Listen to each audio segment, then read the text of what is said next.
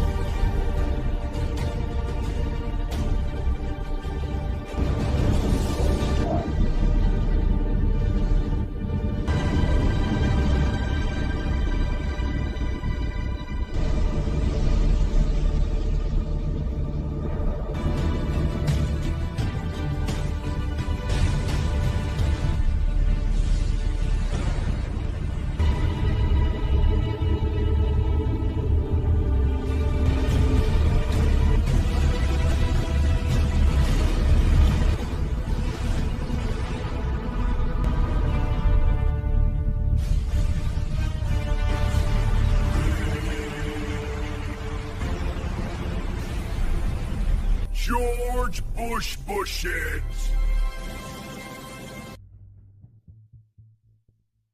In every age of fear, humanity invents a face to contain the unknown. After the towers fell, suspicion spread faster than smoke. It moved through airports, through conversations, through silent glances exchanged between strangers. The idea of the infiltrated enemy was no longer a distant story. It became a presence imagined everywhere. A man boarding a train, a voice speaking another language, a shadow crossing a crowded street. Fear sharpened perception until ordinary gestures began to look like hidden signals. But infiltration is not only physical, it is psychological. It enters the mind quietly, planting seeds of doubt, dividing the world into fragile categories, us and them. In that division, complexity disappears. Individuals dissolve into symbols.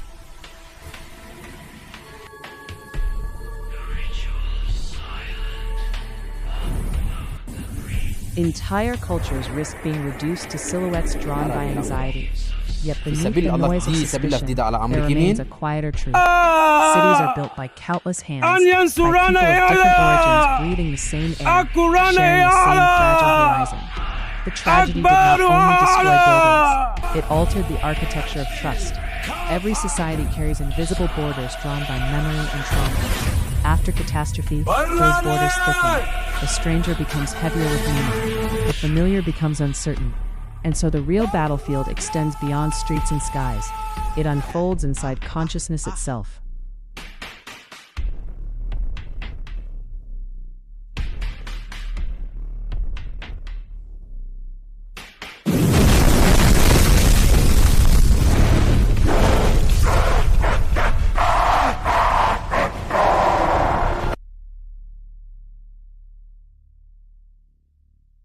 The fear of infiltration tests the balance between vigilance and humanity. To protect without erasing compassion. To remember without surrendering to hatred. Because when fear hardens into permanent suspicion, it achieves a silent victory. It infiltrates the very values it claims to defend. The skyline may be rebuilt. Steel can rise again. But the deeper reconstruction happens within perception.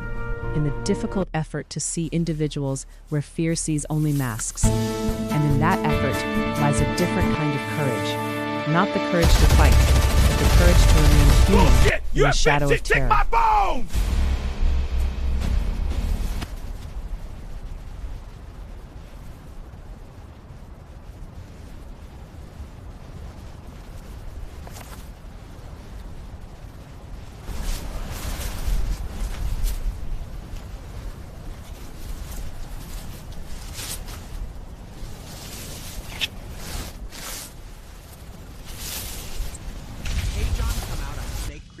Come out.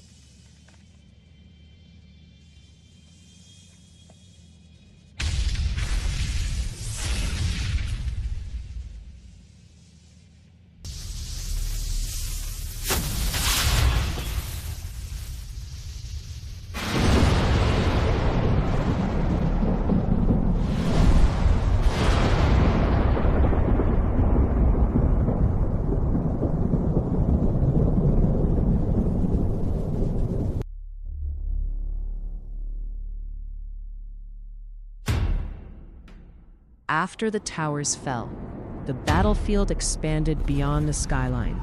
It entered politics, institutions, and the private space of every citizen. Governments reacted with urgency. Security became the new language of power. Laws were rewritten in the name of protection. Surveillance widened its reach. And within that expansion, a powerful narrative took shape. The figure of the infiltrated enemy, not an army at the gates, but an invisible presence already inside the walls. This image transformed fear into a political instrument. Airports became checkpoints of suspicion. Borders hardened. Entire communities felt the weight of collective scrutiny. The distinction between safety and control grew increasingly blurred. Citizens were asked to accept new limits on privacy, new forms of observation, new definitions of loyalty.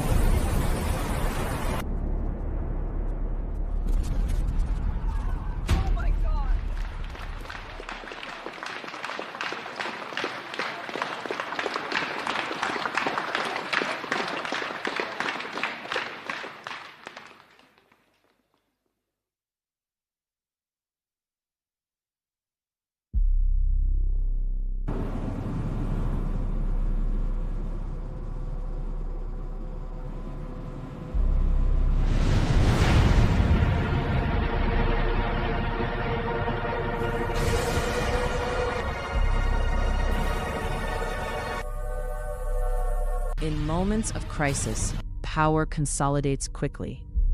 Emergency justifies acceleration. Debate shortens. Decisions move faster than reflection. The rhetoric of infiltration does more than describe a threat. It reshapes the relationship between state and individual. Fear becomes architecture. Policies rise like walls, promising protection while redefining freedom. Yet political systems are not abstract machines. They are built from human judgment, from interests, from competing visions of order. The danger lies not only in external enemies, but in how societies respond to them. When suspicion becomes permanent, it risks normalizing exceptional measures.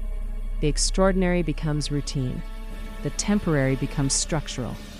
And citizens must confront a difficult question. How much fear can a democracy absorb without altering its own foundation? The story of infiltration is therefore not only about who enters a nation, but about what enters its political soul. Trust, once fractured, is slow to repair. In that fragile space between protection and power, modern negotiators continue to negotiate the meaning of security, the price of fear, limits of authority. And limits of fear and the limits of authority.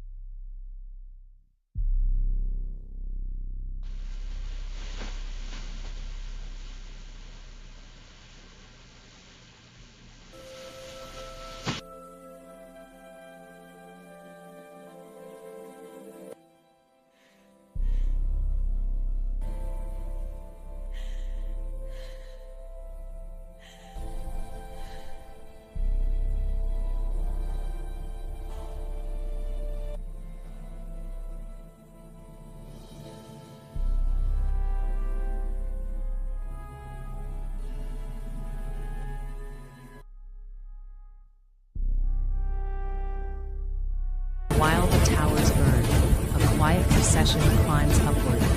Firefighters move against the current, carrying weight and promise on their shoulders. Each step is an act of defiance against fear.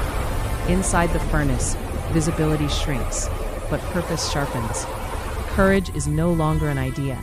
It becomes breath, movement, human presence advancing into uncertainty. They descend into a throat of fire, swallowed by smoke that has no mercy. It is said the ways of the Lord are infinite, but here, tonight, the ways for Satan are infinite. Each corridor twists with a living serpent. Each breath tastes of ashes and embers. The building is no longer a building. It is a mouth that devours sound, metal screaming like a wounded beast. And still they walk forward, into a geography of damnation, where time fractures and hell opens floor after floor.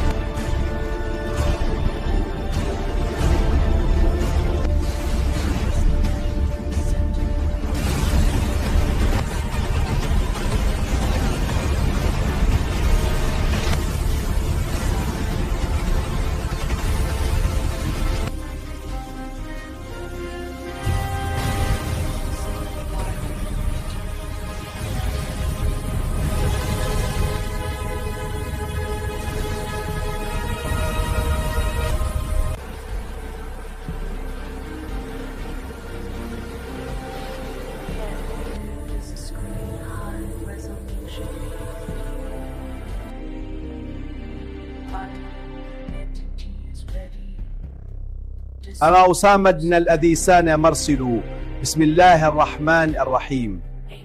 والله سأولي بكم إن لم يوجب هذا شريه واشترك فيه.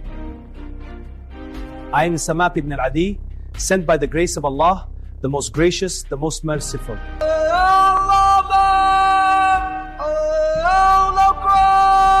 If you don't like, share, subscribe, I kick your ass seriously.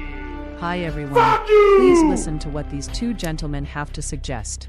Thank you. Oh, thank you. Thanks. What a surprise. Delicious. Much better.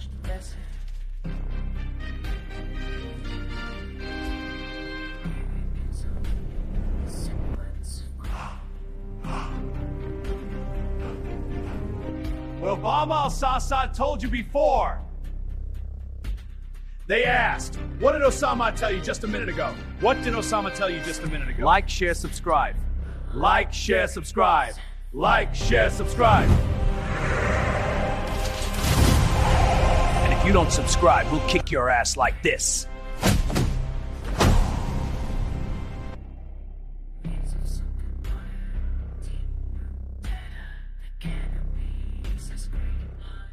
Doors open into corridors of heat. The air is thick, resisting every motion. Radios fracture into urgent fragments, voices searching for connection through static and flame. Time behaves strangely here. Seconds expand, measured not by clocks, but by survival. They grew up In this among interior difficulties inferno, and smoke. duty strips life to its essential core. To protect, to endure, to continue forward.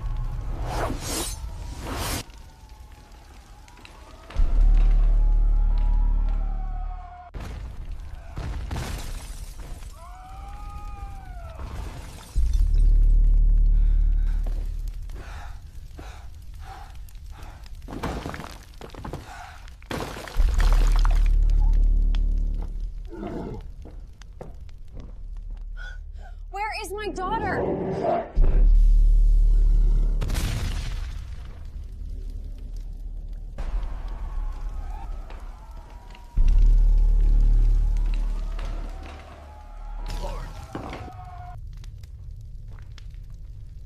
Let's go! We gotta move! Fire kills him!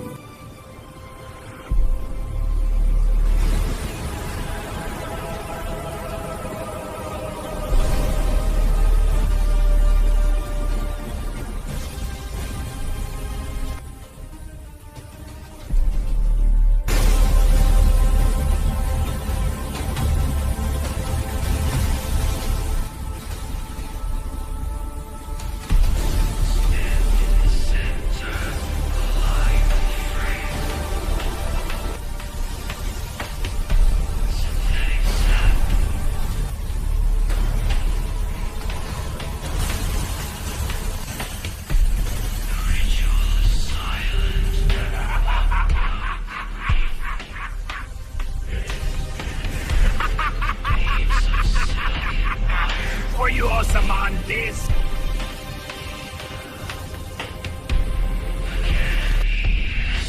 Welcome. There's room for all of you.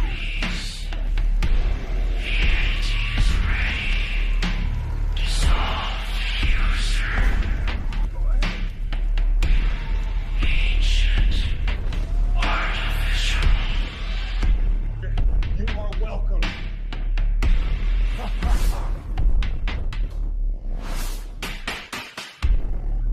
Come to hell. And up there is a hell.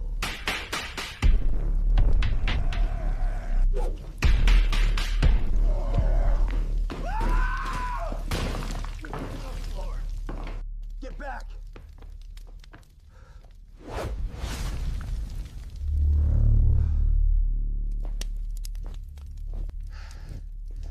Everybody out! Move! Move!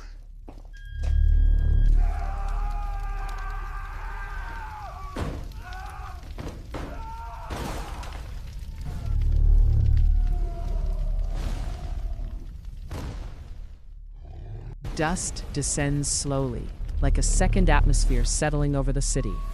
Each particle carries memory, fragments of structure, fragments of lives. The skyline changes, but absence becomes its own monument. Within that silence, the soul of the city persists, marked by ash, yet refusing disappearance.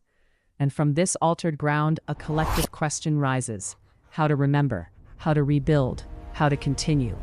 And in the stillness beyond the falling dust, something sacred begins to stir. These souls of ash do not vanish. They enter a hidden cycle, like water returning to its eternal source. Through invisible currents they ascend and descend, whispering through the fabric of the world, seeking new forms of light. What seems like an ending becomes a passage. The dust is baptized by time, and in that silent consecration, it learns again the language of life.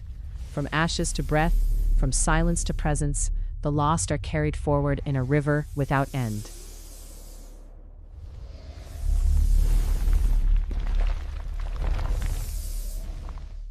And the city, touched living their passer, become a living altar where memory expirit meet.